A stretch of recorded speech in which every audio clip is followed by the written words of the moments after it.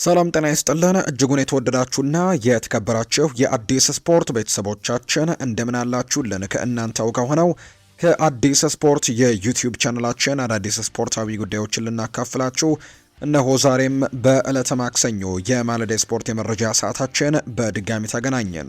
ስለምታደምጡን፣ ስለምትከታተሉን፣ ቆይታችሁን ከኛ ጋርም ስለምታደርጉ እጅጉን ከልብ አድርገን ነው የምናመሰግነው። በዛሬ ፕሮግራማችን የተለያዩ ስፖርታዊ ጉዳዮችን ወደ እናንተ እያደረስን ቆይታን የምናደርግ ይሆናል። ከነዚህ መካከል ትልልቆቹን የአውሮፓ ክለቦች የተመለከቱ እጅግ በርከት ያሉ የዝውውር ጉዳዮች እየሰማን እንገኛለን።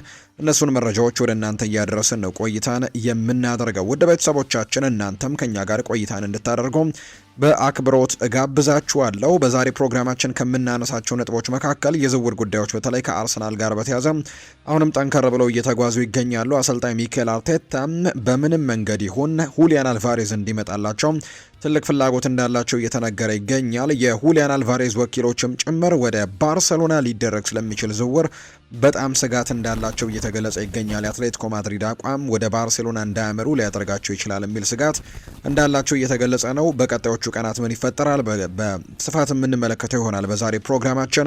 ከዛ ውጭ ከማንቸስተር ዩናይትድ ጋርም ተያይዞ የግራ ፉልባክ ተጫዋች ለማስፈረም በጣም በትልቁ ጥረት እያደረጉ እንደሚገኙ ተገልጿል። ከአዲስ ተጫዋች ጋር ስማቸው እየተነሳ ነው። እሱንም ጉዳይ እናነሳለን። ሊቨርፑል፣ ማንቸስተር ሲቲ፣ ቼልሲ፣ ሌሎችም የአውሮፓ ታላላቅ ክለቦችን የተመለከቱ እጅግ በርከት ያሉ የዝውውር ጉዳዮችን እያነሳን ቆይታን የምናደርግ ነው የሚሆነው።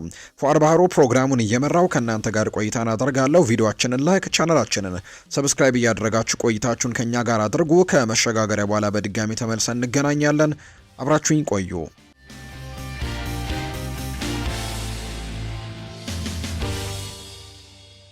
የሀገር ውስጥ መረጃን በማስቀደም ነው ውድ ቤተሰቦቻችን የዛሬ ፕሮግራማችንን የምንጀምረው።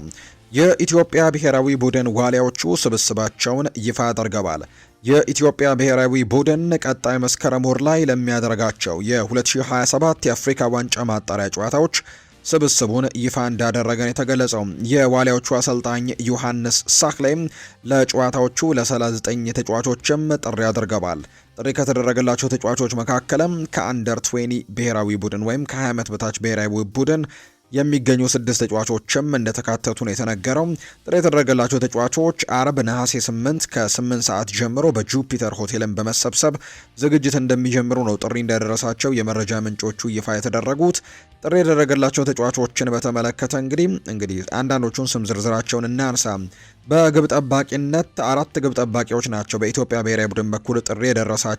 በዚህ መሰረትም አቡበከር ኑራ ጥሪ ከደረሳቸው መካከል ነው። ኢትዮጵያ ቡና ነው የሚጫወተው አሁን። ፍሬው ጌታሁን ከድሬዳዋ ከተማ፣ ሰኢድ ሀብታሙ ከሐዋሳ ከተማ እና ትንሳኤ ማርቆስ ከሲዳማ ቡና አንደር 20 የተጠራ ተጫዋች ሆኗል። በተከላካይ ስፍራ ላይም ደግፌ አለሙ፣ ያሬድ ባየ፣ ራምኬል ጄምስ፣ ሳሙኤል ዮሐንስ፣ ሄኖክ አዱኛ፣ ግሩም ሃጎስ፣ ሮሆቦት ሶላሎ እንዲሁ አብዱሰላም ዩሱፍ፣ ጸጋብ ግዛው፣ ነጻነት ገብረ መድን፣ አማኑኤል ተርፉና ያሬድ የማነ የተካተቱ ናቸው። በአማካይ ስፍራ ላይ ሀብታሙ ተከስተ፣ ጋቶች ፓኖ፣ ሀብታሙ ጉልላት፣ እንዲሁ በረከት ወልዴ፣ ዳዊት ተፈራ፣ ቢኒያም በላይና ከነአን ማርክነ ተካተዋል። በአጥቂ መስመር ላይ መስፍን ታፈሰ፣ ፍጹም ጥላሁን፣ አቤል ያለው፣ ታምራት እያሱ፣ ናትናኤል ዳንኤል፣ ዳዋ ሆቴሳ፣ ቢኒያም ፍቅሩ፣ ቸርነት ጉግሳ፣ ብርሃኑ በቀለና ኢዮብ ገብረ ማርያም እነዚህ ጥሪ ቀርቦላቸዋል። ከአንደር 20 ብሔራዊ ቡድን ዳዊት ካሳው፣ ቢኒያም አብርሃም፣ አሚር ሚስባ፣ ቸርነት ኡፋይሳ፣ ብሩክ ኢላቸውና ቅዱስ ዳዊት እነዚህ ደግሞ ጥሪ የቀረበላቸው ከአንደር 20 ብሔራዊ ቡድን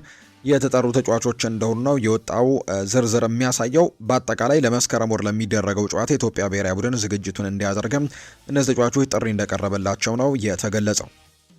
ወደ ውጭ ሀገር ስፖርታዊ መረጃዎቻችን በቀጥታ እንውሰዳችሁ። የአርሰናል ጉዳዮችን ደግሞ እንመልከት። አርሰናል የዝውውር መስኮቱ ከመዘጋቱ በፊት አዲስ የመሃል ተከላካይ ስለማስፈረም የሚያደርገው ጥረት አሁንም ተጠናክሮ እንደሚቀጥል ነው የመረጃ ምንጩ ይፋ ያደረገው። በተለይ ክሪስቲያን ሮሜሮን ከቶትንሃም ሆትስፐርስ ለማስፈረም ትልቅ ፍላጎት የነበራቸው ቢሆንም ነገር ግን ቶትንሃሞች ለአርሰናል ይህንን ተጫዋች አሳልፈው የመስጠት ምንም አይነት እቅድ ስለሌላቸው ተጫዋቹ አሁን አትሌቲኮ ማድሪድን ለመቀላቀል ከጫፍ እንደደረሰ የሚያሳዩ መረጃዎች ናቸው ያሉት። ስለዚህም አርሰናሎች ሌሎች ኢላማዎችን በትልቁ እየተመለከቱ ይገኛሉ ተብሏል። አሁን ላይ ትልቁ ኢላማቸው ይሆናል ተብሎ የሚጠበቀው የአስተን ቪላው ኤዝሬል ኮንሳህ ነው። በዚህ ቦታ የአርሰናል ዋነኛ ኢላማ እንደሆነም በስፋት እየተገለጸ ይገኛል።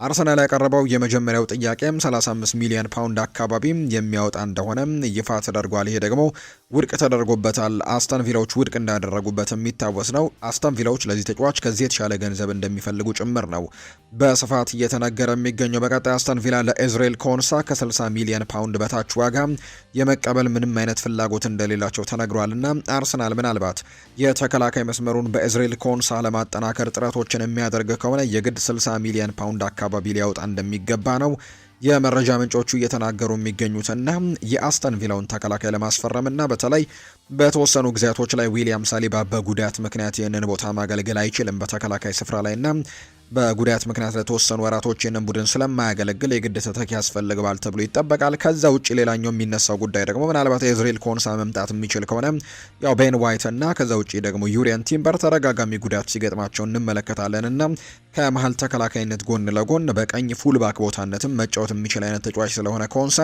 ያንን ቦታ ለማጠናከር ትልቅ እድል ይሰጣቸዋል ተብሎ ይታሰባል። በቀጣይ ግን የዚህ ተጫዋች ላይ ትልቅ እንቅስቃሴዎችን ያደርጋሉ ተብሎ ነው የሚጠበቀው።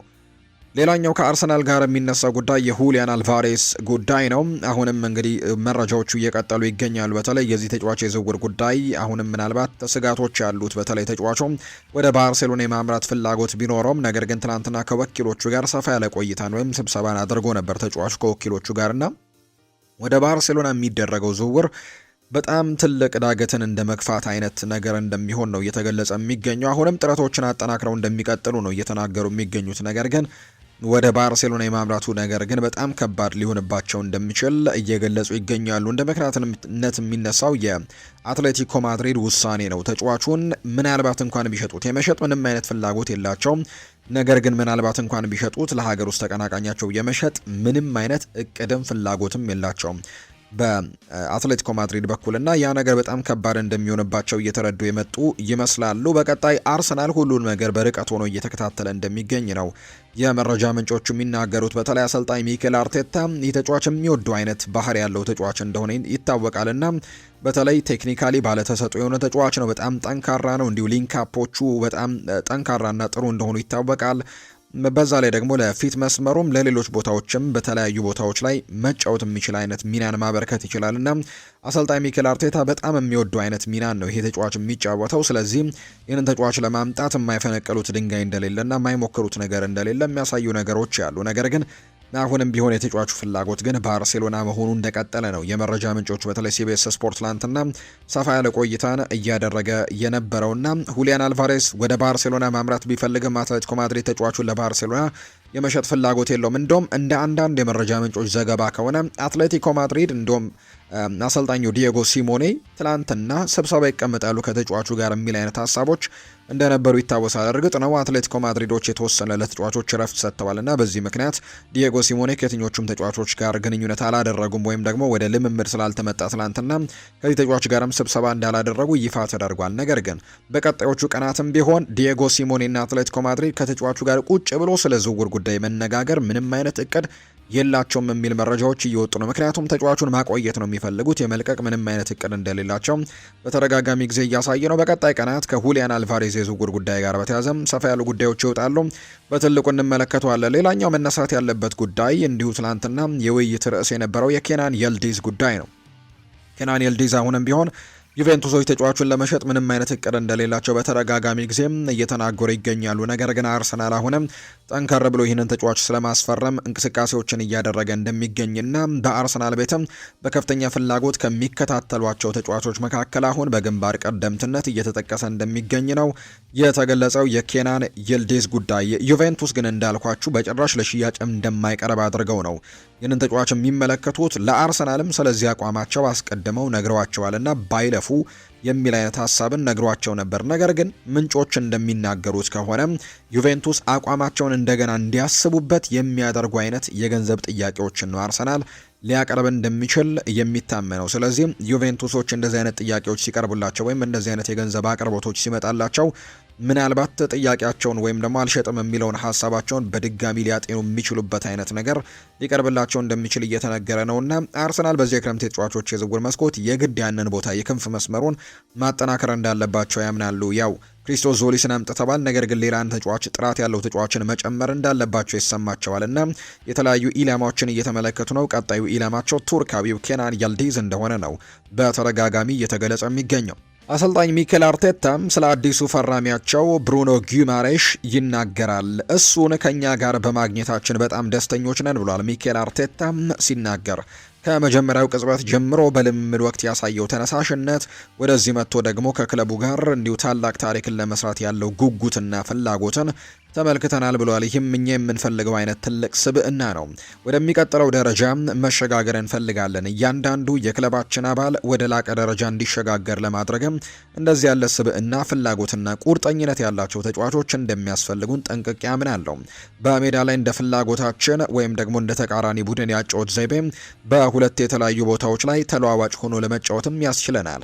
ኳስን መልሶ ለመቀማትና ጨዋታውን ለማፋጠንም ትክክለኛው አጋጣሚን የመምረጥ የተፈጥሮ ችሎታም ያለው በመሆኑ እንግዲህ በተቃራኒ ቡድን ክፍተቶች መካከልም በመንቀሳቀስ የተከላካይ ክፍሉን ሰብሮ በመግባት ረገድም ላቅ ያለ ብቃት ያለው ተጫዋች አድርጌ ቆጥረዋለሁ ብለዋል። በተጨማሪም ተቃራኒ ቡድን የግብ ክልል ውስጥም ባለው ልዩ የቦታ አያያዝም ወደ ደግሞ ክልሉ በመግባት በሚመርጠው ትክክለኛ ጊዜና ማጥቃት ሂደቶችም የግብ ዕድሎችን የመጨረስ ብቃቱ ለተቃራኒ ቡድን ግቦች ሁሌም አደገኛ ተጫዋች ያደርገዋልና እንደዚህ አይነት ተጫዋች ወደ ቡድናችን በመቀላቀላችንና ይሄ ተጫዋች እኛን በመቀላቀሉ በጣም ደስተኛ ሆነናል ሲልም ጭምር ነው አሰልጣኝ ሚኬል አርቴታ ሀሳቡን እየሰጠ እንደሚገኝ ይፋ የተደረገው። ብሩኖ ጊማሬሽ የፊታችን ሮብ ማለትም ነገ ጨዋታ ያደርጋሉ። አርሰናሎች ከኮሞ ጋር የሚደረግ ጨዋታ ነው። በሳምንቱ መጨረሻ ያው የኮሚን ሺልድ ጨዋታ ከሲቲ ጋር እንደሚያደርጉ ይታወቃል።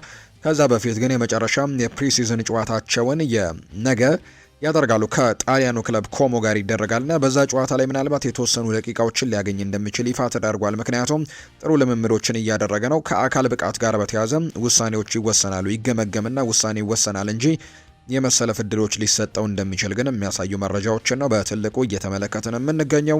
በአርሰናል ቤት ወሳኝ የሚባሉ ተጫዋቾችም እንግዲህ ከረፍታቸው ተመልሰዋል። እነ ዴክላን ራይስ፣ እነ ቡካዮ ሳካ፣ እነ ግብ ጠባቂው ዳቪድ ራያ፣ እነ ሚኬል ሜሪኖ፣ ማርቲን ዙቢሜንዲ፣ እነ ኖኒ ማንዱዌኬ ቡድኑን መቀላቀላቸው ትላንትና ይፋ ተደርጓል። ለኮሚን ሺልዱ ጨዋታ ዝግጁ እንደሚሆኑ ጭምር ነው የተነገረው።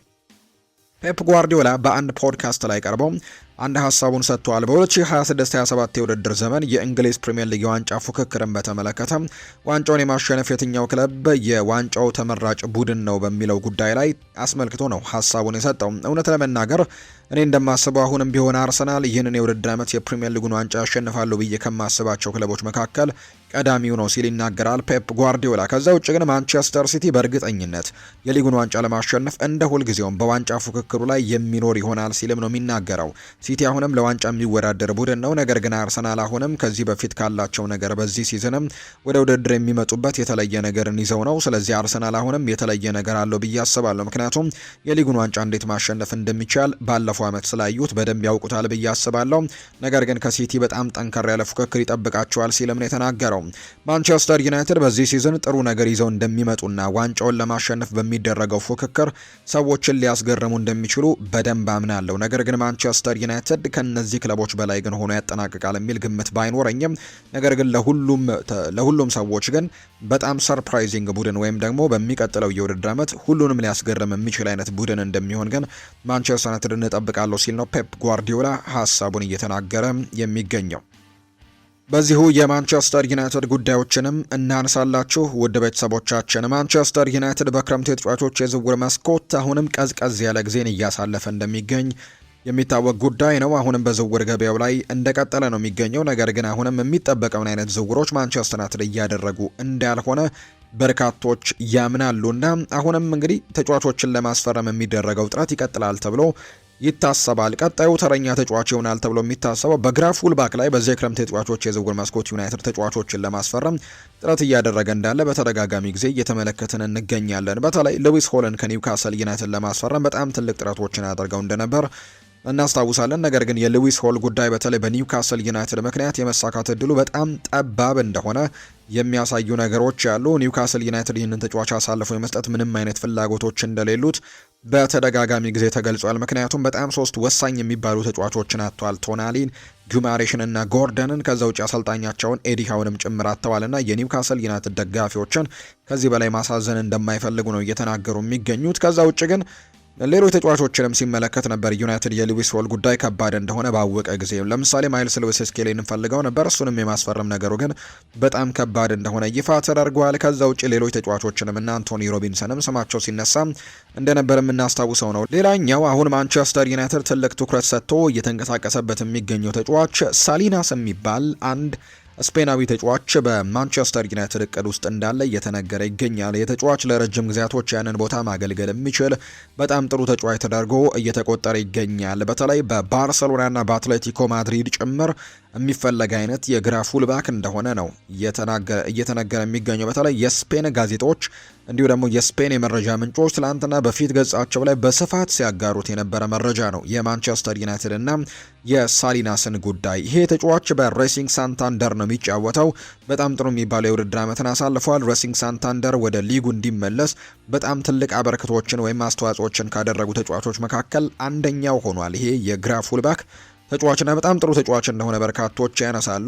ለስፔንም ወደፊት ተስፋ ከሚጣልባቸው ተጫዋቾች መካከል አንደኛው ነውና በትላንትናው ዕለት በስፋት የስፔን የሚዲያዎች መነጋገሪያ ርዕስ ሆኖ የዋለው ጆርጅ ሳሊናስ ከማንቸስተር ዩናይትድ ጋር የመገናኘት ፍላጎት እንዳለው የሚያሳዩ ጉዳዮች አሉ። ተጫዋቹ ሳሊናስም ማንቸስተር ዩናይትድን መቀላቀል እንደሚፈልግ እየተናገረ ይገኛል የሚሉ መረጃዎችን ነው የስፔን ተነባቢ የመረጃ ምንጮች ይፋ ያደረጉት። ተጫዋቹም በዚህ ክረምትም የወቅቱ ክለቡንም ሬሲንግ ሳንታንደርን የመልቀቅ ፍላጎት እንዳለው ማሳወቁ ተነግሯል።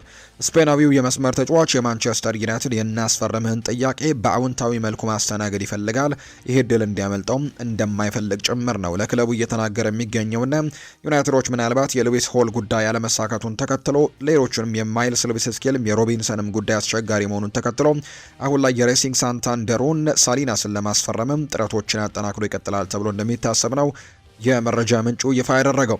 ሌላኛው ለማንቸስተር ዩናይትድ ምናልባት መልካም የሚባለው ዜና ማቲያስ ደሊት ወደ ልምምድ መመለሱ ነው። ይሄ ተጫዋች ባለፈው የውድድር ዓመት እንደ ቀልድ ነው በተለይ ጠፍቶ የቀረው። በተለይ በሩበን አሞሪም ጊዜ በአንድ ጨዋታ ላይ ጉዳት ገጠመውና ከዛ በኋላ እንግዲህ ይሄ ተጫዋች አሁን ይመለሳል፣ ሳምንት ይመለሳል ሲባል ቀስ በቀስ እንግዲህ የዓለም ዋንጫ እንዳመለጠው ጭምር ይታወቃል በኔዘርላንድ ብሔራዊ ቡድን። ከዛ ውጪ ለማንቸስተር ዩናይትድ ከዛ በኋላ ግልጋሎት መስጠት አልቻለም። ቀዶ ጥገናዎችንም ጭምር ያደርጓል። በጀርባው ላይ ጉዳት ገጥሞት እንደነበር የምናስታውሰው ጉዳይ ነውና አሁን ግን ወደ ልምምድ መመለሱ ለማንቸስተር ዩናይትድ በተለይ አዲሱን ሲዝን ለመጀመር በጣም በዝግጅት ላይ በነበሩበት ጊዜ ተከላካይ መስመሩ ስጋት ውስጥ እንደነበር ይታወቃል። ምክንያቱም የሊሳንድሮ ማርቲኔስ ጉዳት እንግዲህ ምናልባት ምን ያክል ያቆየዋል የሚለው ጉዳይ አሁን ላይ በስፋት የመጀመሪያዎቹ ሳምንታት ጨዋታዎች ላይ ጭምር ሊኖር እንደሚችል እየተነገረ ያለ ቢሆንም ነገር ግን በዓለም ዋንጫ ፍጻሜ ጨዋታ ላይ ጉዳት ገጥሞት ነበርና በርካቶች ሰግተው ነበር። ማቲያስ ደሊትም በጉዳት ምክንያት ያኔ አልነበረም እና በጣም አስጊ ነበር። ነገር ግን አሁንም ሁለቱም ተጫዋቾች ምናልባት በመጀመሪያዎቹ ሳምንታት ጨዋታዎች ላይ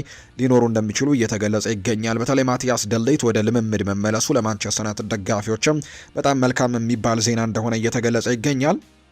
ማንቸስተር ዩናይትዶች ይፋ ባደረጉት መረጃ መሰረት ከሆነ ማቲያስ ደሊት በትላንትናው ልምምድ ላይ መሳተፉ ይፋ ተደርጓል። ኔዘርላንዳዊው ተከላካይ ከቡድኑ ጋር ለመጀመሪያ ጊዜ በሜዳ ላይ ልምምድ ማድረጉን የተገለጸው ደሊት ከጉዳቱ ለማገገም አሁንም እየሰራ ሲሆን ሙሉ በሙሉ ከጉዳቱ አገግሞ ፊት አለመሆኑ ግን እየተገለጸ ነው። ነገር ግን ጥቂት ጊዜያቶች ብቻ እንደሚቀሩት ነው የተነገረው። ተከላካዩ 15 ደቂቃዎችን ከዋናው ቡድን ጋር ልምምድ የሰራ ሲሆን ቀሪዎቹን የልምምድ ጊዜያት ደግሞ ለልምምዱን በግሉ ማድረጉ ጭምር ነው የተነገረውና ይህም በጣም ጥሩ ፕሮግረስ እንደሆነና በቀጣዮቹ ጊዜያት ደግሞ ከቡድኑ ጋር በደንብ ልምምድ የሚያደርግባቸው ጊዜያቶች እንደሚመጡ ነው ይፋ እየተደረገ የሚገኘው። የማንቸስተር ዩናይትዱ ሁለተኛ ካፕቴን የሆነው ሃሪ ማጓየር ይናገራል ስለ አዲሱ ፈራሚ አንድሬስ ሳንቶስ ሀሳቡን ሲናገር ድንቅ ጊዜን እያሳለፈ ነው አንድሬ ሳንቶስ ሲል ነው ሃሪ ማጓየር የቡድን አጋሩን ያሞካሸው። እሱ ድንቅ ጊዜን እያሳለፈ ነው፣ በዚህም ሁላችንም ለእርሱ ደስተኞች ነን ሲል ሃሪ ማጓየር ይናገራል። አክሎም በየጨዋታዎቹም እያሳየ ያለው መሻሻል ሁሉም ሊመለከተው የሚችለው ነገር ነው። በጣም ደስተኛ ሆነናል እሱ ስለተቀላቀለንና በዚህ ቡድን ውስጥም በጣም በፍጥነትም እየተላመደ ስለመጣ ለማንቸስተር ዩናይትድም ትልቅ ነገሮችን ማበርከት የሚችል አይነት ተጫዋች ተደርጎ እንደሚቆጠር ተስፋ አደርጋለሁ። በጣም ጥሩ ነገሮችን በልምምድ ሴሽኖች ላይ ከዛ ውጪ ባደረጋቸው የወዳጅነት ጨዋታዎች ላይም በደንብ እያሳየን ይገኛልና በጣም ደስ የሚል ነገርን እያሳለፍን እንገኛለን ሲል የተናገረው አንድሬ ሳንቶስ በማንቸስተር ዩናይትድ የመሃል ሜዳ ክፍል ቦታ ላይ ስላለው ፉክክር ይናገራል። ሰዎች ከኔ ጋር ሲነጋገሩ የመጀመሪያ የሚያነሱት ነገር ማንቸስተር ዩናይትድ ምን ያክል በርካታ የመሃል ሜዳ ተጫዋቾች እንዳሉት ነው። የመጫወቻ ደቂቃ ስለማገኝበት ሁኔታ ስጋት እንዳለኝ ይጠይቁኛል። ነገር ግን እኔ ጉዳዩን በዚህ መንገድ አይቼው አላውቅም። ውድድርን የምትፈራ ከሆነ የተሳሳተ ክለብ ውስጥ ነው ያለው ማለት ነው። ሁለታችንም ብራዚላዊያን በመሆናችን ከጥቂት ጊዜ በፊትም ከካሴሜሮ ጋር ተነጋግረን ነበር። እሱም በፍጹም የማረሰው ምክርን ሰጥቶኛል። ትልልቅ ክለቦች ለተጫዋቾች ቦታ አመቻችተው አይሰጡህም። ተጫዋቾች ቦታቸውን በጥረት እንዲያገኙ ያደርጋሉ እንጂ እያንዳንዱ ልምምድና ፈተና ያንን ተቀብለው የሚሰሩ ደግሞ ስኬታማ የሚሆኑ ናቸው አለኝ። ያን መስማቴ አስተሳሰቤን ሙሉ በሙሉ ቀይሮታል ብሏል። ስለዚህም ነው በየቀኑ እንደ ብሩኖ ፈርናንዴስ፣ ኮቢ ማይኖ፣ ዩሪ ቴልማንስ ካሉ ተጫዋቾች ጋር መወዳደር የሚያስደስተኝ። እንድሻሻል ይደግፉኛል። እነሱም ደግሞ በእኔ ተመሳሳይ ነገር እንደሚሰማቸው አምናለሁ። ጤናማ ውድድር የሙሉ ቡድኑን ደረጃ ከፍ ያደርገዋል። ማንቸስተር ዩናይትድ እንደገና ትልልቅ ዋንጫዎችን ማሸነፍ ከፈለገ ደግሞ በትክክል የሚያስፈልገን አሰራር ይሄኛው ይመስለኛል ሲልም ጭምር ነው እየተናገረ እንደሚገኝ ዘገባው እየጠቆመ የሚገኘው። ፓትሪክ ዶርጉ በአዲሱ የውድድር ዘመን ስላለው ዓላማ ይናገራል። በኤምሬትስ በአርሰናል ላይ ስላስቆጠርኳት ጎል አሁንም አስባለሁ። ከአእምሮዬ ያልወጣው ጎሏ ብቻ ሳይሆን ከጨዋታው በኋላ አሰልጣኙ ያለኝ ነገር ጭምር ነው። ለብቻ የጠርቶኝ ፓትሪክ ራስን ከመግለጽ በፍጹም አትፍራ፣ እድል ስታገኝ ተጠቀምበት፣ እዚህ የመጣኸው ለዚህ ነው አለኝ።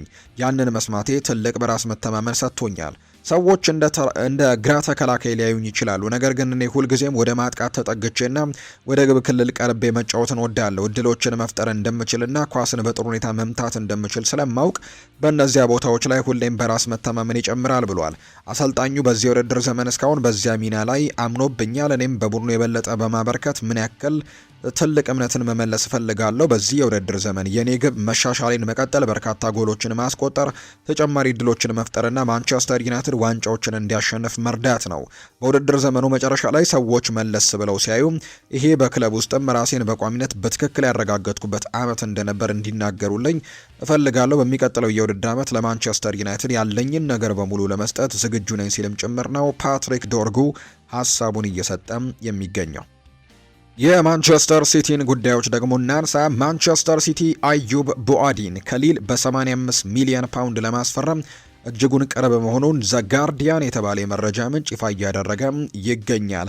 ማንቸስተር ሲቲዎች ይህንን ተጫዋች ለማስፈረም በጣም ጠንክረው እየሰሩ ይገኛሉ። በተለይ በዚህ የክረምት የተጫዋቾች የዝውውር መስኮት ማንቸስተር ሲቲ የክሪስታል ፓላሱን አደም ዋርተንን እንግዲህ ፈልገውት እንደነበር ጭምር ይነገራል። ሲቲ የክሪስታል ፓላሱን አማካይ አደም ዋርተንን ለማስፈረም የዝውውር መስኮቱ ከመከፈቱ በፊት ጥያቄ አቅርበው እንደነበር ቤን ጃኮብስ ይፋ አድርጓል። እንደ ቤን ጃኮብስ ዘገባ ሲቲ ለአደም ዋርተን ፍላጎት ካሳዩ ክለቦች መካከል ቀዳሚው ነበር። እስካሁን ግን ከፓላስ ጋር የተደረገ ይፋዊ ምንም አይነት ጨረታ እንደሌለ ጭምር ይፋ አድርጓል። ማንቸስተር ሲቲ ምንም እንኳን አደም ዋርተን ላይ ጥያቄ ቢያቀርብም አሁን ላይ ግን የክለቡ ቅድሚያ የሚሰጠው ጉዳይ አዩብ ቡአዲን ማስፈረም ነው።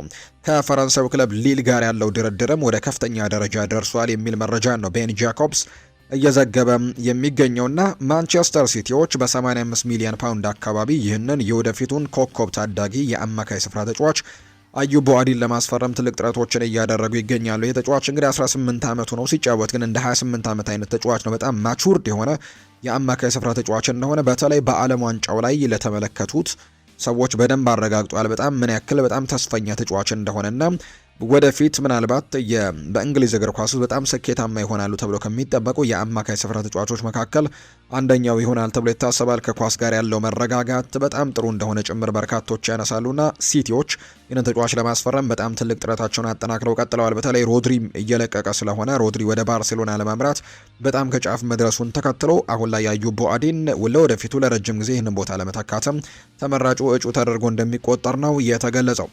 ባርሴሎና ማንቸስተር ሲቲ ለሮድሪ የጠየቀውን ዋጋ 65 ሚሊዮን ዩሮ እና ተጨማሪ 5 ሚሊዮን ዩሮ ቦነስ ለመክፈልም ፍቃደኝነት እያሳዩ እንደሚገኝ ይፋ ተደርጓል። የ4 ዓመታት ኮንትራትም ከባርሴሎና ጋር ለመስማማትም እጅግ በጣም ከጫፍ መድረሳቸውን ነው እያሳዩ የሚገኙት የመረጃ ምንጮች። ስለዚህ ማንቸስተር ሲቲ ሮድሪን ለባርሴሎና አሳልፈው ለመስጠት መስማማቱን የሚያሳዩ መረጃዎች ይፋ ተደርገዋል።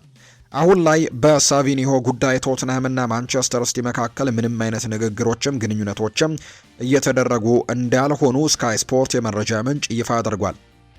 ሳቪኒዮ በተለይ ወደ ቶትንሃም የማምራት ፍላጎቶች እንዳሉት ይታወቃል። ሮቤርቶ ዲዘርቢ በዚህ የክረምት የተጫዋቾች የዝውውር መስኮት የተከላካይ መስመራቸውን ተጫዋቾችን በማምጣት አጠናክረዋል። እነ ዣን ፖል ቫን ሄከን፣ እነ አንድሪው ሮበርትሰን፣ እነ ማርኮስ ሴንሲን አምጥተው የተከላካይ መስመራቸውን አጠናክረዋል። ከዛ ውጪ ሚኪ ቫን ደ ቬንንም ኮንትራት አስፈርመውታል። ነገር ግን በማጥቃቱ መስመር ላይ ሆነም ተጫዋቾችን ማምጣት ይፈልጋሉ። አማካዩንም እንዳጠናከሩት ይታወሳል። ቶናሊና ፈርናንዴዝን በማስፈረም በማጥቃት መስመሩ ላይ ግን አሁንም እንቅስቃሴዎች ያስፈልጓቸዋል። ትልቁ እቅዳቸው ደግሞ የማንቸስተር ሲቲው የክንፍ መስመር ተጫዋች የሆነው ሳቪኒ ሆነውና እሱም ወደ ቶተንሃም ማምራት እንደሚፈልግ እየተነገረ ነው። ነገር ግን አሰልጣኝ ኤንዞ ማሬስካ በተለይ በፕሪሲዝን ወቅት ተደጋጋሚ ጊዜ ሲናገሩት የነበረው ቃል አለ።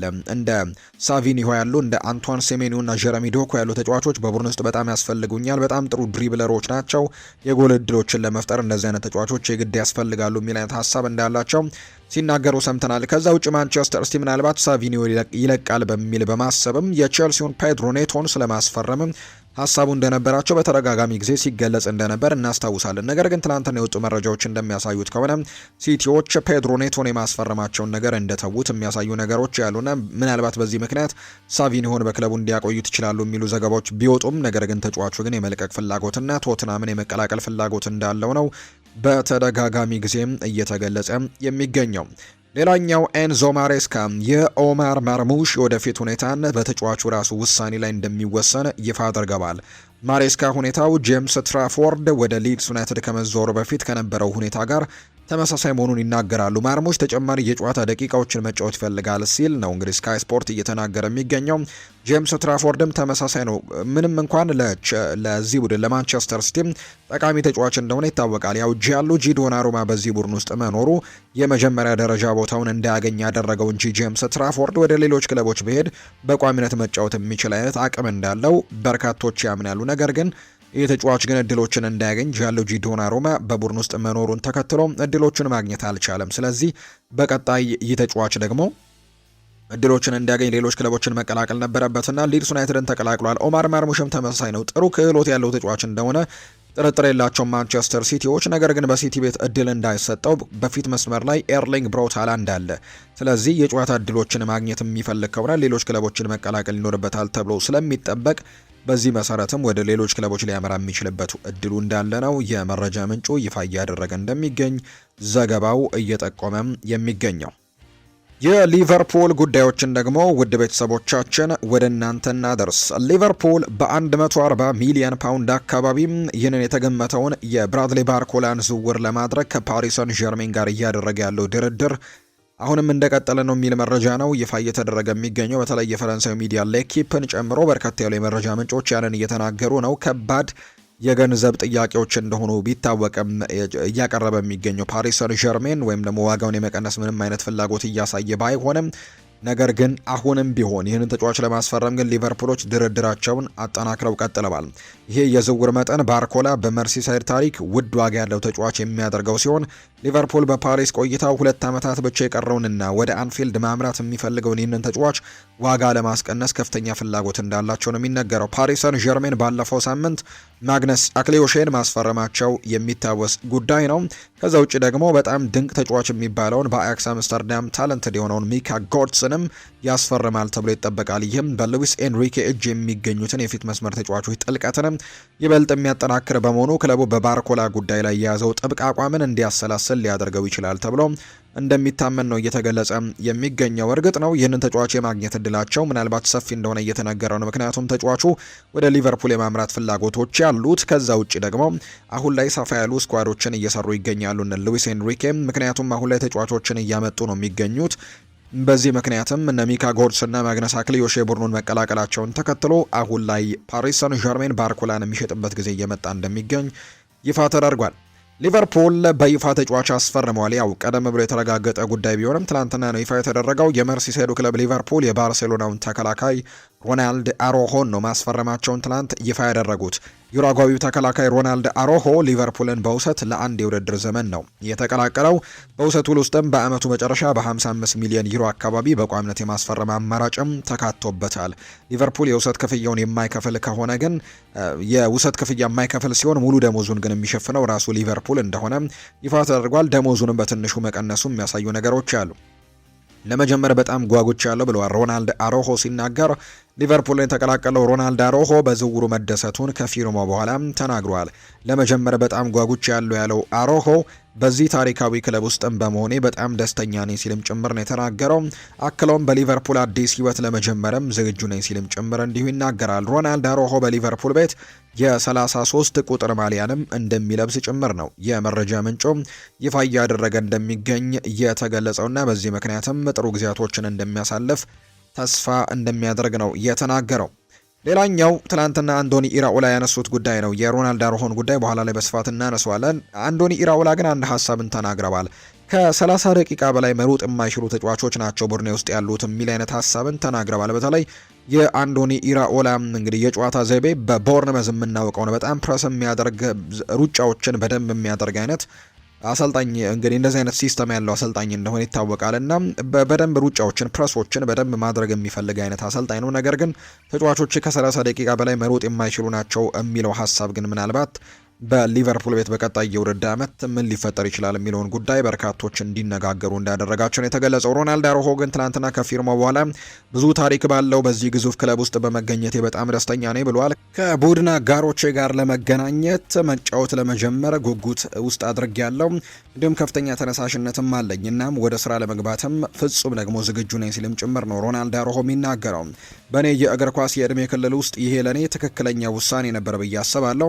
መወሰድ ያለበትም አስፈላጊ እርምጃ ነበር። ከሊቨርፑል በኩል ፍላጎት እንዳለ እንደሰማሁኝ ነገሮች ሁሉ እጅግ ፈጣን በሆነ ፍጥነት የተከናወኑት። እንዳልኩት በዚህ በመገኘት እጅግ በጣም ደስተኛ ነኝ። እናም ስራ ለመጀመር በጣም በጉጉት እየጠበቅኩ እገኛለሁ። በሰጡኝ ትኩረትም ተደስቻለሁ። እንዲሁም በትክክለኛው ሰዓትም የተደረገ ትክክለኛ ውሳኔ ነበር ብሏል። በእውነቱም ሁሉም ነገር በጣም ፈጣን ሆኖ የተከናወነውና ሊቨርፑል ላሳየኝ ፍላጎትም አመሰግናለሁ። ከስፖርት ዳይሬክተሩና ከዋና አሰልጣኙ ጋር ተነጋግሬያለሁ። ወደዚህ ክለብ ደግሞ ለመምጣትም ምንም ጥርጣሬ አልነበረብኝም ሲልም ጭምር ነው ሮናልድ አሮሆ ሀሳቡን የተናገረው። ስለ ግቦቹም ይናገራል። በእርግጥ ዋናው ግቤ ዋንጫዎችን ማሸነፍ ነው። እንደ ሊቨርፑል ያለ ታላቅ ክለብ ውስጥ ደግሞ ሁሌም ለከፍተኛ ዓላማዎች ከሚወዳደሩት መካከል መሆን የግዴታ ነው ሲል ይናገራል። ስለ ዝውውሩ ሲናገርም ያለ ጥርጥር ይሄ በሙያዬ ትልቅ እርምጃ ነው። ወደ ታላቅ ክለብ ነው የመጣሁት። እናም ለቀጣይ ደግሞ እድገቴም እንደዚህ ያለ እርምጃ ደግሞ በጣም ትልቁ አስፈላጊው ጉዳይ ነው ብለዋል። በዚህ አንድ ዓመት ሙሉ ኃይሌን መስጠት፣ መሻሻልና ዋንጫዎችን ማሸነፍ እፈልጋለሁ። ይህ ደግሞ የእያንዳንዳችን ተጫዋቾችና የክለቡ ዋና ግብ ነው። ለዚህም ጠንክረን እንሰራለን ሲል ሮናልድ አሮሆ ይናገራል። ስለ ሉዊስ ሱዋሬዝ ይናገራል። ሉዊስ ሱዋሬዝ የቀድሞ የሊቨርፑልና የዩራጓይ ብሔራዊ ቡድን ተጫዋች ነው። እኛ የእንግሊዝ ፕሪምየር ሊግን መመልከት እንወድ ነበር። በዩራጓይ የሚገኙ ሁሉም ሰዎች ጨዋታዎችን ለመከታተል ጠዋት ላይ ይነሳሉ። እርግጥ ነው በልጅነቴ ሉዊስ ሱዋሬዝ ለሊቨርፑል ያደረጋቸውን አስደናቂ ጨዋታዎችን እመለከት ነበር። ከዛ ውጪ እዚህ በቆየበት ጊዜ የሚያከናወናቸው ስኬቶችና የሰራቸውን ታሪኮች ሁላችንም እናውቃለን። ስለዚህ ይሄ በጣም ድንቅ ነገር ነው ብሏል። እዚህ እንደደረስኩኝ ከመጀመሪያው ደቂቃ ጀምሮ ስለዚህ አይነት ንጽጽር ስጠየቅ ቆይቻለሁ። ከሱ ጋር በጣም እንቀራረባለን። ግንኙነታችንም በጣም ጥሩ ነው። ከጥቂት ደቂቃዎች በፊት እንኳን መልካም እድል እንዲገጥመኝም የሚገልጽ መልእክት ልኮልኝ ነበር። ታላቅ ክለብ ተቀላቅለሃል፣ ለቆይታ መልካሙን ሁሉ እመኝልሃለሁ የሚል መልእክትን ከሉዊስ ሱዋሬዝ አግኝቻለሁ ሲልም ነው የተናገረው። ስለ አንዶኒ ኢራኦላም ጥያቄ ቀርቦለት እንዲሁ ይናገራል። በመጀመሪያ ያስደነቀኝ ነገር የነበረው ውይይታችን በጣም ቀጥተኛ ነው፣ ግልጽና ቅን መሆኑ ነው። በጣም ጥሩ ነበር። ከሱ ጋር ያንን ውይይት በማድረጌ በጣም ደስተኛ ሆኛለሁ። እናም ወደዚህ በመምጣቴ ትክክለኛ ውሳኔ እንደሆነ የበለጠ አረጋግጦልኛል ሲል ነው ሮናልድ አሮሆም ስለ አሰልጣኝ አንዶኒ ኢራኦላ የተናገረው። ሮናልድ አሮሆ ከእንግሊዝ ፕሪምየር ሊግ የጨዋታ ዘይቤ ጋር እንዴት እንደሚጣጣም ሲናገርም ምንም ጥርጥር የለውም፣ የኔ መገለጫዎችና ክህሎቶች ለዚህ ሊግ ፍጹም ተስማሚ ናቸው ብዬ አስባለሁ።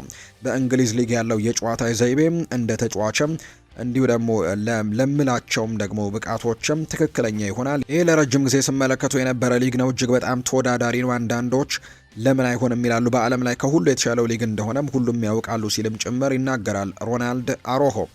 ሌላኛው ከሊቨርፑል ጋር በተያያዘ የምናነሳው ጉዳይ ደግሞ ጄፍ ቤዞስን ጨምሮ በሊቨርፑል ውስጥ አነስተኛ ድርሻ ለመግዛት ወደ 1.5 ሚሊዮን ፓውንድ የሚጠጋ ወደ 1.5 ቢሊዮን ፓውንድ የሚጠጋ ስምምነት ሊያጠናቀቅ ተቃርበዋል። ስለ ስምምነቱ ይፋዊ ማስታወቂያ በሚቀጥለው ሳምንት እንደሚወጣ ነው የሚጠበቀው። ነገር ግን ይህ ማለት ሊቨርፑል በዝውውር ገበያው የፈለገውን ያክል ገንዘብ ማውጣት ይችላል ማለት ግን አይደለም። የፕሪሚየር ሊግ የገንዘብ ደንቦች እንግዲህ ክለቦች በእግር ኳስ ገቢያቸውና ከተጫዋቾች ሽያጭ የተገኘ የተጣራ ትርፍና ኪሳራ ከ85 በመቶ በላይ እንዳያወጡ ይገድባቸዋል። በተጨማሪም የአውሮፓ ውድድር የሚሳተፉ ክለቦች ደግሞ የዩኤፋን 70 በመቶ ገደብን መከታተል አለባቸውና በዚህ ምክንያትም እንግዲህ ዝም ብሎ ዝውውሮችን የማድረግ እድል ይኖረዋል ማለት አይደለም። ነገር ግን ጥሩ ነገሮች እንዳሉ ነው በሊቨርፑል ቤት የተገለጸው።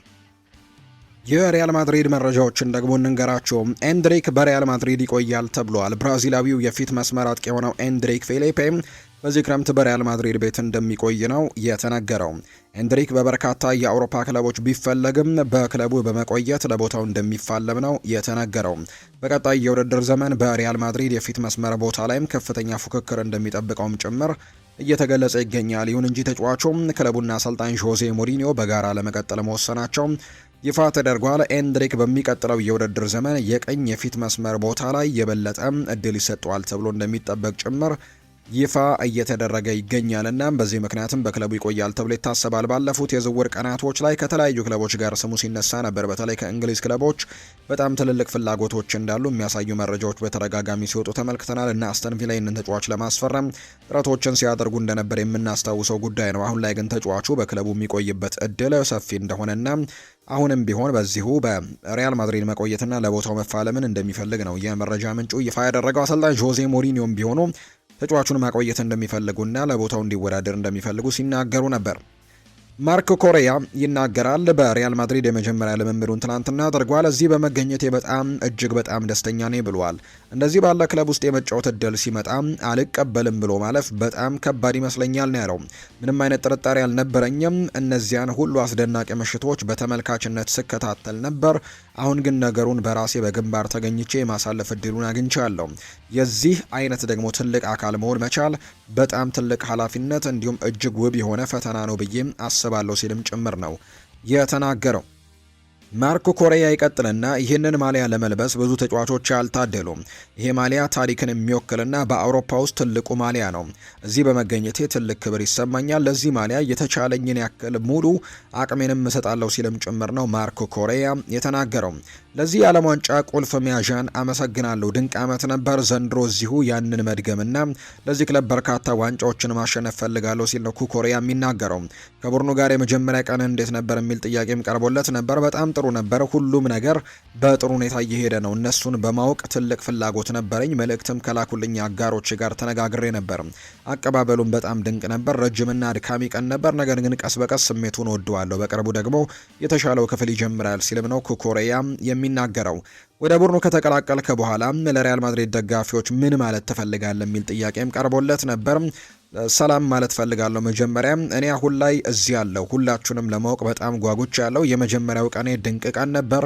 ጠንክረን እንደምንሰራ ድንቅ ዓመት እንደሚሆንልንና ሁላችንም አብረን እንደምንዝናናበትም ተስፋ አደርጋለሁ ሲልም ጭምር ነው ማርኮ ኮሬያ ለሪያል ማድሪድ ደጋፊዎችም ጭምር መልእክት እንዳስተላለፈ እየተገለጸ የሚገኘውና በሚቀጥለው የውድድር ዓመት የተሻለ ጊዜን ከዚህ ክለብ ጋር ማሳለፍ እንደሚፈልግ ጭምር ነው የተናገረው ማርኮ ኮሬያ። ባርሰሎናን የተመለከቱ መረጃዎችን ደግሞ እናንሳ። ፋብሪዚዮ ሮማኖ ይናገራል። የሮድሪ ዝውውር ሙሉ በሙሉ በጥሩ መስመር ላይ ይገኛል። ሐሙስና አርብ አካባቢ ከእንግሊዝ ሚዲያዎች አንዳንድ ወሬዎች ቢወሩም እኔ ግን በዚህ ዝውውር ላይ ተስፋ አልቆርጥም። እኔ ጥሩ አመለካከት ነው ያለኝ፣ ምክንያቱም በዚህ ጉዳይ ላይ የሚሳተፉ አካላት በሙሉ ጥሩ ተስፋ ስላላቸው ሲል ፋብሪዚዮ ሮማኖ ይናገራል። ሌላኛው ከባርሴሎና ጋር ያነሳው ጉዳይ ፌራን ቶሬስን በተመለከተ ከ50 እስከ 60 ሚሊዮን ዩሮ የሚደርሱ ወሬዎች ነበሩ። ፓሪስ ሰን ዠርሜን ለባርሴሎና የተናገረው ነገር ቢኖር በፌራን ቶሬስ ዝውውር በመቀጠል አሁንም ተጫዋቹን ለማስፈረም ጥሩ ስምምነት ላይ መድረሳቸውን ብቻ ነው። ነገር ግን እስካሁን ለፌራን ቶሬስ ይሄ ነው የሚባል ነገርን ግን አልሰማውም ሲልም ጭምር ይናገራል። ነገር ግን የመረጃ ምንጮች እንደሚናገሩት ከሆነ በተለይም ፌራን ቶሬስ በፓሪስ ሰን ዠርሜኖች ለፌራን ቶሬስ ዝውውር በቃል ደረጃ ስምምነት ላይ መድረሳቸውን የሚያሳዩ ነገሮችን እየተመለከተን እንገኛለን። ፓሪስ ሰን ዠርሜን አጠቃላይ 50 ሚሊዮን ዩሮ የሆነ ይፋዊ የዝውውር ጥያቄን ለባርሴሎና የላከ ሲሆን ንግግሩም በመጨረሻው ምዕራፍ ላይ ነው የሚገኘው። የፈረንሳዩ ክለብ ተጫዋቹ ሙሉ በውሉ ላይም የቀረው 1 ዓመት ብቻ በመሆኑ ይህንን የክፍያ መጠንም እንደ ትልቅ እድል ነው የሚመለከተው።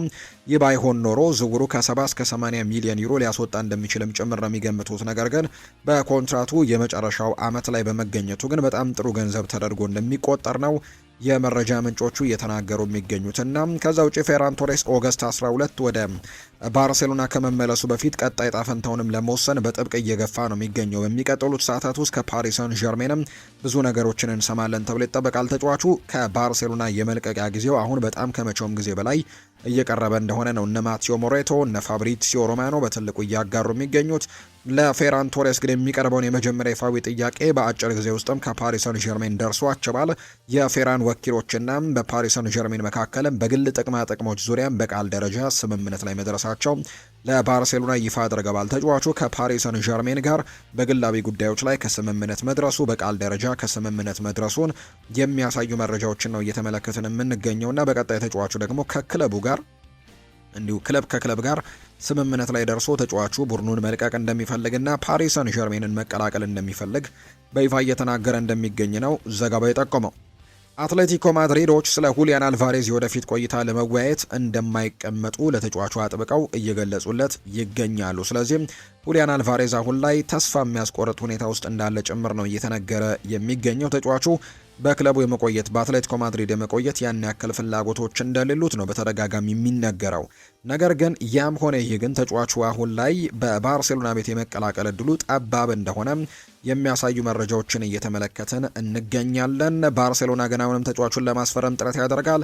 ለተጫዋቹም ደግሞ ቃል ገብተውለታል። አንድ ደረጃ ከፍ እንዲያደርገው ድርድሩን ይፈልጋሉ ወይም ደግሞ እንዲያስገድዳቸው አትሌቲኮ ማድሪዶችን ይፈልጋል። ከዛ በኋላ ያለውን ነገር ባርሴሎና ገንዘቡንም ከፍ አድርገውም ቢሆን ተጫዋቹን ለማስፈረም ጥረት እንደሚያደርጉ ይፋ ተደርጓል። ነገር ግን ባርሴሎናዎች ስለ ፕላን ቢ ማሰብ መጀመራቸውን የሚያሳዩ ነገሮች አሉ። ምናልባት የሁሊያን አልቫሬዝ ጉዳይ የማይሳካላቸው ከሆነ የኢንተር ሚላኑን አጥቂ ላውታሮ ማርቲኔዝን ስለማስፈረምም እንቅስቃሴዎችን ሊጀምሩ እንደሚችሉ ነው የመረጃ ምንጮቹ የሚናገሩትና ባርሴሎና ሁሊያን አልቫሬዝ የመጀመሪያው ምርጫ ቢሆንም የእሱ ጉዳይ ግን የማይሳካ ከሆነ በክለብ ውስጥ የነበሩት አጥቂዎች በተለይ የሮበርት ሌቫንዶስኪ በዚህ ክረምት ተጫዋቾች የዝውውር መስኮት ወደ አሜሪካን ሜጀር ሊግ ሶከር ማምራት ፌራን ቶሬስ ከባርሴሎና ለቆ ወደ ፓሪስ ሰን ዠርሜን ለመቀላቀል ከጫፍ መድረሱን ተከትሎ የአጥቂ መስመር መሳሳት ይታይባቸዋል። እርግጥ ነው አንዳንድ ዘገባዎች እንደሚጠቁሙት ከሆነ አንቶኒ ጎርደንን በዛ ቦታ ላይ ለመጠቀም እድሉ አላቸው። ከዛ ውጪም ላሚን ያማልንም በፎልስ ናይንነት ለመጠቀምም እንደዛ ሊሞክሩ እንደሚችሉ የሚያሳዩ ነገሮች ቢኖሩም ነገር ግን ቲፒካል ነምበር ናይን ደግሞ ያስፈልጋቸዋል እና ላውታሮ ማርቲኔዝን እንደ ሁለተኛ አማራጭ ይዘውታል። የሁሊያን አልቫሬዝ የዝውውር ጉዳይ ካልተሳካ በሚል ይላል የመረጃ ምንጮቹ ሲናገሩ። ባርሴሎና ተጫዋቹ ለረጅም ጊዜ ጉዳት ገጥሞታል። ስዊድናዊው የባርሴሎና የክንፍ መስመር ተጫዋች የሆነው ሩኒ ባርጄ ከባድ የጉልበት ጉዳት እንዳጋጠመው ነው ይፋ የተደረገው። በዚያ የክረምት ተጫዋቾች የዝውውር መስኮት በተለይ በውሰት ክለቡን ይለቃል፣ በሌሎች ክለቦችም የጨዋታ ደቂቃዎችን እንዲያገኝ ይደረጋል የሚል አይነት ሀሳቦች በትልቁ ሲነሱ እንደነበር የምናስታውሰው ጉዳይ ነው። ነገር ግን ሳይሳካ ቀርቷል። ተጫዋቹ የረጅም ጊዜ ጉዳት ነው የገጠመው። ተጫዋቹም በጉልበቱ ላይ የኤሲኤል ጉዳት እንዳጋጠመው ነው የስፔን መገናኛ ብዙሃን የተናገሩት። ይህ ማለትም ተጫዋቹ ገና እድሜው 20 ነው። ነገር ግን ሁለተኛ የኤሲኤል ጉዳት በእግር ኳስ ሕይወቱ ገጥሞታል። ተጫዋቹም በ2024ም ተመሳሳይ ጉዳት አጋጥሞት ለአንድ ዓመት ያክል ከሜዳ ርቆ እንደነበር የሚታወስ ጉዳይ ነው። ይህንን ተከትሎ ተጫዋቹ ከጉዳት ለማገገም ከ7 እስከ 8 ወራትም ጊዜ ሊያስፈልገው እንደሚችል ተናግረዋል። ተጫዋቹ ተጨማሪ የጨዋታ ሰዓት ለማግኘት በዚህ ክረምት ባርሴሎናን በውሰት ለመልቀቅ በጣም ተቃርቦ እንደነበር የሚያሳዩ ነገሮች ነበሩ። በልምምድ ሜዳ ላይ ነው ይሄ ጉዳት እንደገጠመው የተነገረው። በልምምድ ሜዳ ላይ ጉዳቱ ከገጠመው በኋላ በጣም በትልቁ ሲያነባ ጭምርም የተመለከትንበት ነበር። ሩኒ ባርጄ እንግዲህ ለ7 ለ8 ወራት ሜዳ ላይ የማንመለከትበት ከበድ ያለ ጉዳት እንደገጠመው ነው የመረጃ ምንጮቹ ይፋ እያደረጉ የሚገኙት። ክሪስቲያን ሮሜሮ አትሌቲኮ ማድሪድን ሊቀላቀል ከጫፍ ደርሷል ተብሏል። አርጀንቲናዊው የቶትናም ተከላካይ የሆነው ክሪስቲያን ሮሜሮ አትሌቲኮ ማድሪድን ለመቀላቀል ነው መቃረቡ ይፋ የተደረገው። አትሌቲኮ ማድሪድ በቅርቡ ለቶትንሃም አዲስ የዝውውር ሂሳብ ለማቅረብም መዘጋጀታቸው እየተነገረ ይገኛል። ሮሜሮ አትሌቲኮ ማድሪድን ለመቀላቀል ፍቃዱን እንደሰጠ ነው ፋብሪሲዮ ሮማኖ የዘገበው። አሁን ላይ በሁለቱ ክለቦች መካከል የሚደረገው ድርድር የመጨረሻ ምዕራፍ ላይ ይገኛል ተብሏል። ቶትናም ሆትስፐርሶች በተለይ አሰልጣኝ ሮቤርቶ ዲ ዘርቤም ተጫዋቹ በክለቡ የመቆየት ፍላጎት አለማሳየቱን ተከትሎ እሱም እንዲቀጥል ፍላጎት የለውም። ምክንያቱም በክለቡ ውስጥ ቁርጠኛ ሆነው የመቆየት ፍላጎት የሌላቸውን ተጫዋቾች ያስገድዶ የማስቀጠል ምንም አይነት ፍላጎት እንደሌላቸው ነው በተደጋጋሚ ጊዜም ሲገለጽ እንደነበር የምናስታውሰውና በዚህ ምክንያትም ተጫዋቹን አሁን ላይ በክለቡ የማቆየት ምንም አይነት እቅድ እንደሌላቸው የሚያሳዩ መረጃዎች በተደጋጋሚ እየወጡ ይገኛሉ። በዚህ መሰረትም ተጫዋቹ ወደ አትሌቲኮ ማድሪድ ለማምራት በጣም ከጫፍ እንደደረሰ የሚያሳዩ ነገሮች እንዳሉና አትሌቲኮ ማድሪድ ከቶትናም ሆትስፐርስ ጋር ለመስማማትም በጣም ትልቅ ስራዎች እየተሰሩ እንደሚገኝ ነው ይፋ የተደረገው። ኔይማር ጁኒየር ኢንተር ማያሚን ይቀላቀላል ተብሏል። ብራዚላዊው ተጫዋች ኔይማር ጁኒየር በቀጣይ ጥር ወር ላይ ውሉ ሲያበቃ ከክለቡ ሳንቶስ ጋር ሊለያይ እንደሚችል ይፋ ተደርጓል። ኔይማር ቀጣይ መዳረሻው ደግሞ የአሜሪካው ሜጀር ሊግ ሶከር ክለብ ኢንተር ማያሚ ሊሆን እንደሚችል ነው እየተዘገበ የሚገኘው። ይህ በእንዲህ እንዳለ ለኔይማር ቅርብ የሆነ የመረጃ ምንጭ የቀድሞ ብራዚላዊ ተጫዋች ፊሊፕ ሜሎ ደግሞ ዜናውን አረጋግጦታል። ኔይማር ከጥር ወር ጀምሮ ሳንቶስን በመልቀቅ ለኢንተር ማያሚ ይጫወታል ሲል ነው ፊሊፕ ሜሎ ሀሳቡን እየተናገረ የሚገኘው። ይሄ ለኔይማር በጣም የቅርብ ጓደኛ እንደሆነ ይነገራል። ስለዚህም ይህ ተጫዋች ደግሞ መናገሩ ምናልባት ዝውውሩ እውን ሊሆን እንደሚችል የሚያሳዩ ፍንጮች እንዳሉ ነው የሚነገረውና ኔይማር ከጥር ወር ጀምሮ ሳንቶስን ይለቅና የአሜሪካውን ሜጀር ሊግ ሶከር ክለብ ኢንተር ማያሚን እንደሚቀላቀል ተናግሯል። ኔይማር ወደ ኢንተር ማያሚ የሚያመራ ከሆነ ከቀድሞ የቡድን አጋሮቹ ከሊዮኔል ሜሲ ከሉዊስ ሱዋሬዝ ጋር ይገናኛል ተብሎ ይታሰባል። ከዛ ውጭ ከብራዚል ብሔራዊ ቡድን አጋር ከነበረው ካሴሜሮ ጋርም እንደሚገናኝ ጭምር ይጠበቃል። ስለዚህ በኢንተር ማያሚ ቤት እነዚህ ተጫዋቾች በድጋሚ ሊገናኙ የሚችሉበት እድል እንዳለ ነው የተገለጸው። ፒየር ኤሚል ሆይቤ የኒውካስል ዩናይትድ ጥያቄን ውድቅ አድርጓል። የቀድሞ የቶትንሃም ሆትስፐርስ ተጫዋች በዚህ የክረምት ተጫዋቾች የዝውውር መስኮት በኒውካስል ዩናይትድ በትልቁ ከሚፈለጉ ተጫዋቾች መካከል አንደኛው ነበር። በተለይ ኒውካስል ዩናይትድ በዚህ የክረምት ተጫዋቾች የዝውውር መስኮት በአማካይ ስፍራ ላይ በጣም ወሳኝ የሚባሉ ተጫዋቾችን እንዳጣ የሚታወቅ ጉዳይ ነው። እነ ሳንድሮ ቶናሊን አጥቷል። ከዛ ውጭ እነ ብሩኖ ጊማሬሽን በአማካይ ስፍራው ላይ ማጣቱ ይታወሳልና በዚህ ምክንያት በአማካይ ስፍራ ላይ የሚጫወቱ ተጫዋቾችን ለማስፈረም ጥረቶችን እያደረገ ይገኛል። ፒየር ኤሚል ሆይቤ ደግሞ አንደኛው ነበር። የኒውካስል ዩናይትድን ጥያቄ ግን ውድቅ አድርጓል። ኒውካስል ዩናይትድ ይህንን ተጫዋች ለማስፈረም ከማርሴይ ንግግሮችን እንደሚያደርግ ሲነገር ነበር።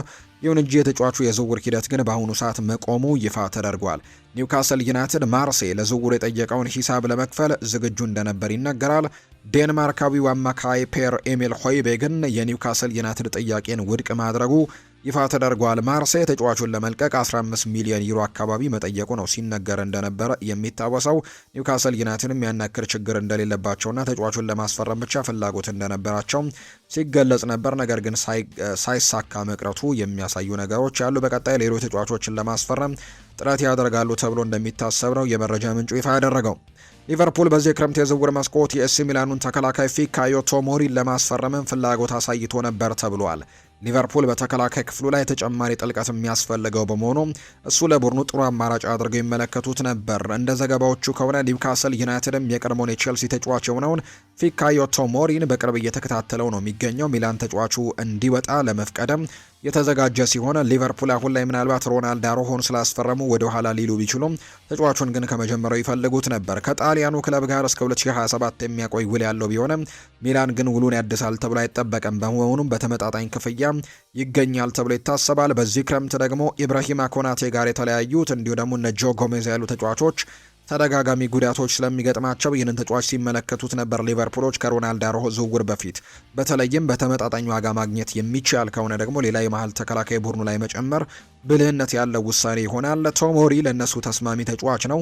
ሊጉን በደንብ የሚያውቀው በመሆኑ በፍጥነት ተላምዶም ወዲያውኑ አዎንታዊ ተጽዕኖችን ማሳደር ይችላል። ከቼልሲ ጋር በነበረው ቆይታ በፕሪሚየር ሊጉ በቂ ልምዶችን አካብቷል። በሌላ በኩል ኒውካስል ዩናይትድም የ28 ዓመቱን ተጫዋች ሁኔታ በመከታተል ላይ ነው የሚገኘው። እንደ ዳን በርን፣ ፋቢያን ሼር ላሉ ተጫዋቾችም የረጅም ጊዜ እንግዲህ ተተኪ ያስፈልጋቸዋል። ቶሞሪ ይህንን መስፈርት በደንብ ያሟላል።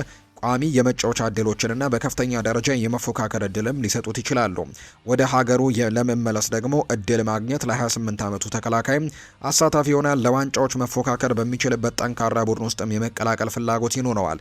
በመጨረሻም የት እንደሚያመራ የሚታይን ይሆናል። በቀጣይ ግን ኒውካስል ዩናይትድን የመቀላቀል ትልቅ እድል ሊኖረው እንደሚችል የሚያሳዩ መረጃዎች ናቸው እየተነገረ የሚገኘው። ምክንያቱም አሁን ላይ ሊቨርፑል በትልቁ እንቅስቃሴዎችን እያደረገበት አይገኝም። ምክንያቱም አሁን ላይ ሮናልድ አሮሆን ማስፈረማቸውን የምናስታውሰው ጉዳይ ነው። የተወደዳችሁና የተከበራችሁ ቤተሰቦቻችን ለዛሬ ያዝንላችሁ አዳዲስ ስፖርታዊ ጉዳዮቻችን እነዚህን ይመስላሉ። ስላደመጣችሁን፣ ስለተከታተላችሁን፣ ቆይታችሁን በሙሉ ከኛ ጋርም ስላደረጋችሁ እጅጉን ከልብ አድርገን ነው የምናመሰግነው። ፉአድ ባህሩ የዛሬውን ፕሮግራም እየመራው ከእናንተ ጋር ቆይታን አድርግ ያለው የተለያዩ ርዕሰ ጉዳዮችን የተለያዩ ስፖርታዊ ጉዳዮችን ያካፈልንበት የዛሬ ፕሮግራማችን ይህን ይመስል ነበር። ቆይታችሁን ከኛ ጋር ስላደረጋችሁ እጅጉን ከልብ አድርጌ አመሰግናለሁ። የተለያዩ ርዕሰ ጉዳዮችን የተለያዩ ስፖርታዊ የዝውውር ጉዳዮችን ያነሳንበት የዛሬ ፕሮግራም ይህንን ይመስል ነበር። በቀጣይ ፕሮግራሞቻችን ሌሎች ርዕሰ ጉዳዮችን ሌሎች አዳዲስ መረጃዎችን አካተን በድጋሚ ተመልሰን የምንገናኝ ይሆናል። ለዛሬ ግን ስላዳመጣችሁኝ ከልብ አድርጌ አመሰገንኩኝ። መልካም ጊዜ መልካም ቀን እንዲሆንላችሁ በአክብሮት እመኛለሁ። ፉአድ ባሩ ፕሮግራሙን ስመራ ቆየው። መልካም ጊዜ ይሆንላችሁ።